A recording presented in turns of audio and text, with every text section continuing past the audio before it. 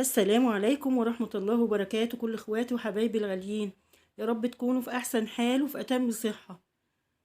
كل سنة وانتم طيبين. ما زلنا لسه في ايام عيد الفطر.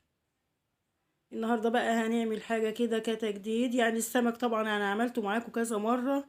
بيبقى هو اكلتنا برضو في العيد، فالنهاردة هنعمل اللحمة مشوية بطريقة جديدة وطريقة سهلة جدا. يعني بدل ما تقعدي تشوي على الفحم وتطلع الطريقة بتاعتها، يعني تطلع التسوية بتاعتها مش كويسة وتتعبي.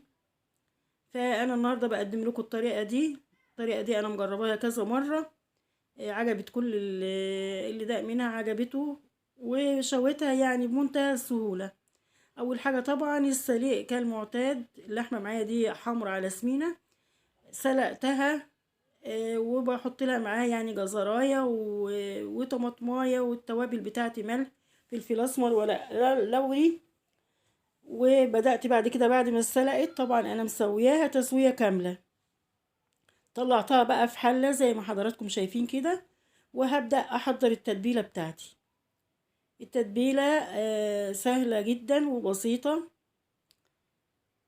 طماطمايه متوسطه وبصلايه مقطعاها بالشكل اللي حضراتكم شفتوه ده، والتوابل بتاعتي شوية ملح وفلفل اسمر، وكمان كزبرة على كمون، وشطة دي اختياري، انا عندي الشطة بتخلي طعمها حلو قوي.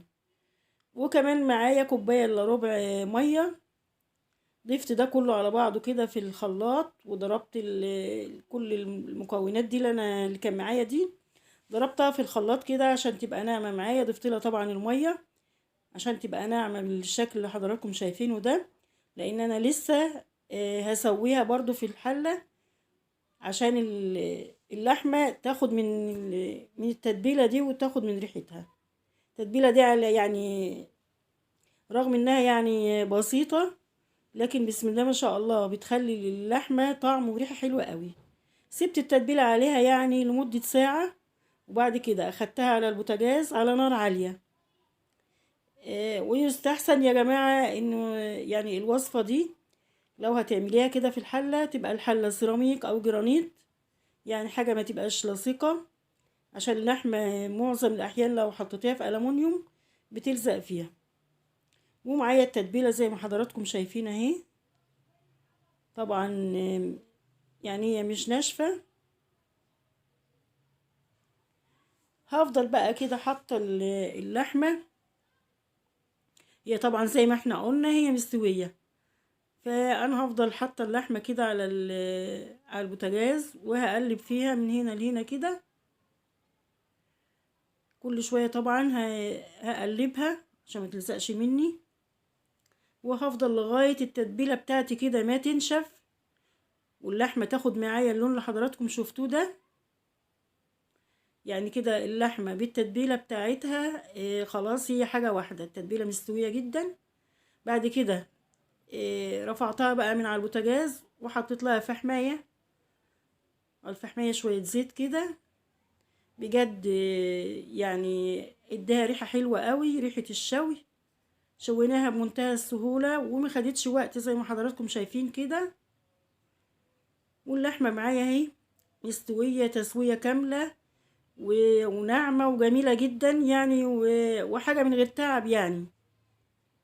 فأنا جربت الطريقة دي، عملتها كتير وعجبت الأولاد عندي في البيت قوي، ومن وقت للتاني كده بعملها لو عندي عزومة عشان طبعا ما تاخدش معايا وقت. بصوا بقى بسم الله ما شاء الله، يعني تسوية ممتازة. وكمان شوفوا اللون بتاعها وطعمها وريحتها، كان يعني ما تفرقهاش عن اللحمة اللي بتجيبيها من بره او اللي بتشويها على الفحم وتقعدي بقى تتعبي فيها ومش ضامنة التسوية بتاعتها تبقى شكلها ايه، ولا تبقى مستوية كويس ولا لا. عملناها بمنتهى السهولة. يعني اتمنى تجربوا الطريقة دي وتعجبكم. اللي عجبوا الفيديو اتمنى لايك واشتراك في القناة، والقاكم بخير مع فيديو جديد ان شاء الله.